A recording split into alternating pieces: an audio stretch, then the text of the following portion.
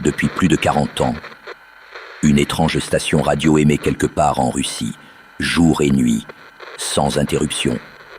Sur la fréquence 4625 kHz, les auditeurs n'entendent presque rien, juste un bruit, un bourdonnement métallique, court, régulier, encore et encore, comme le battement mécanique d'une machine oubliée. Le signal revient environ 25 fois par minute, toujours le même, toujours identique. Les radioamateurs du monde entier l'écoutent depuis des décennies. Ils lui ont donné un nom, The Buzzer, le bourdon, mais personne ne sait vraiment pourquoi il existe.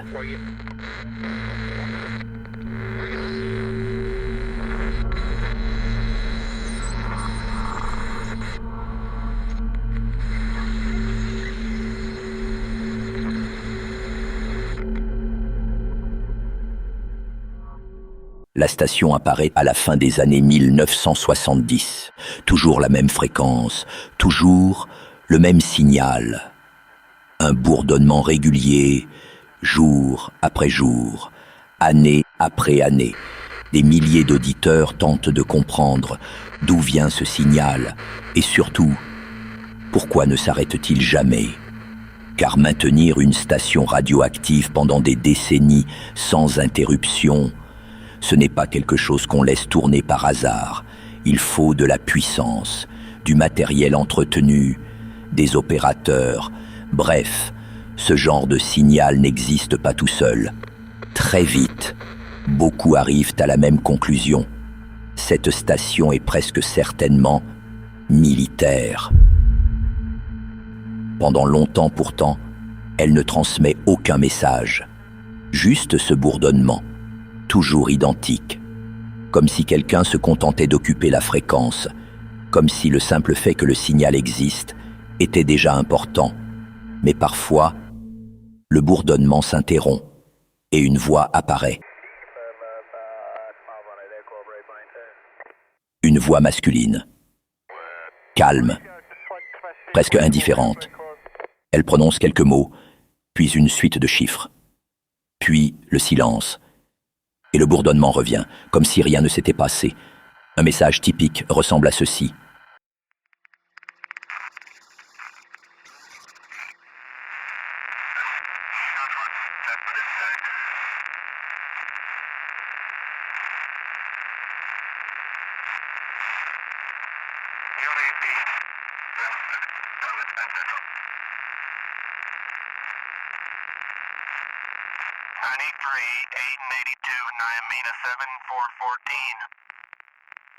UVB76, UVB76, 93 882, Naimina, 7414. Des nombres, des mots isolés, aucune phrase. Pour ceux qui surveillent les ondes depuis longtemps, ce genre de message n'a rien d'inhabituel. C'est la signature des number stations. Pendant la guerre froide, ces stations servaient à envoyer des messages codés à des agents. Un espion n'avait besoin que d'une radio. Les nombres correspondaient à un code. Une fois décodés, les instructions apparaissaient, simples, discrets, impossibles à tracer. Mais avec UVB 76, quelque chose ne colle pas. Les messages sont rares, très rares. La plupart du temps, il n'y a que le bourdonnement. Encore et encore, pendant des heures, pendant des jours, pendant des années, comme si la station n'était pas vraiment faite pour envoyer des messages, comme si sa fonction principale était simplement de ne jamais se taire. Puis, en 2010, quelque chose d'étrange se produit. Le bourdonnement disparaît. Et pendant quelques instants, les auditeurs entendent autre chose. Des bruits, des déplacements dans une petite pièce, une chaise que l'on pousse, des fragments sonores, comme si un microphone était resté ouvert. Certains auditeurs pensent entendre quelques mots, mais les enregistrements restent difficiles à interpréter. Puis soudain, le bourdonnement revient. Cet incident révèle une chose importante. La station n'est pas seulement un signal automatique.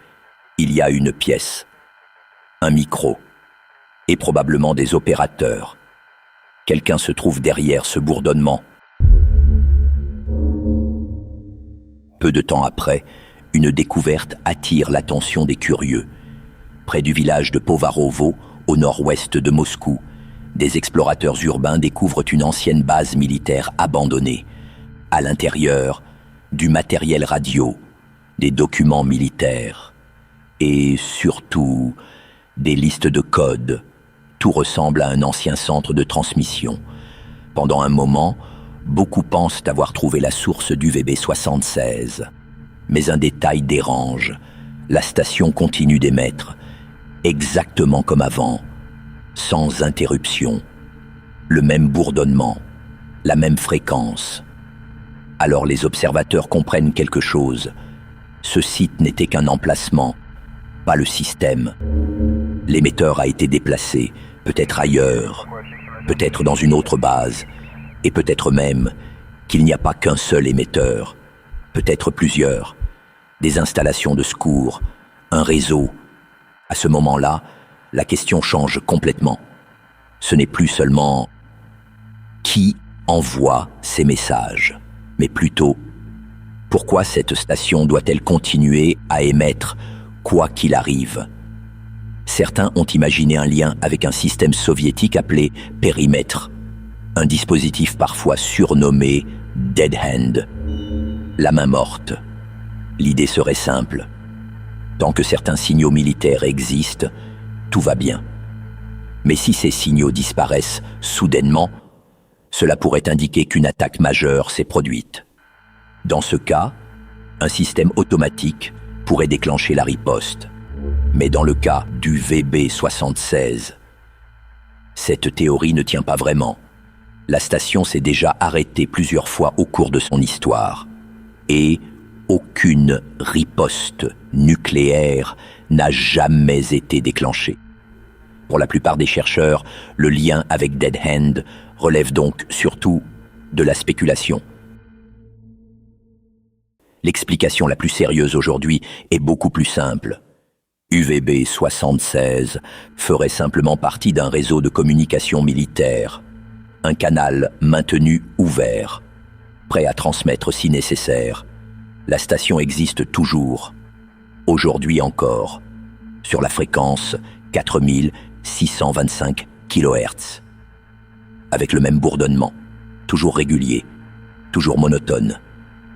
Parfois, la voix revient, quelques mots, quelques chiffres, puis le silence. Et le bourdonnement reprend. Depuis plus de 40 ans, quelqu'un s'assure que ce signal ne s'arrête jamais. Peut-être qu'il ne s'agit que d'un vieux canal militaire, un vestige de la guerre froide, un système banal qui fonctionne encore par habitude. Mais si c'était seulement cela, pourquoi maintenir ce bourdonnement constant pendant des décennies? Car il est possible que le message ne soit ni les mots, ni les chiffres. Il est possible que le véritable message soit simplement le signal lui-même. Et peut-être que la seule chose vraiment importante est qu'il continue d'exister.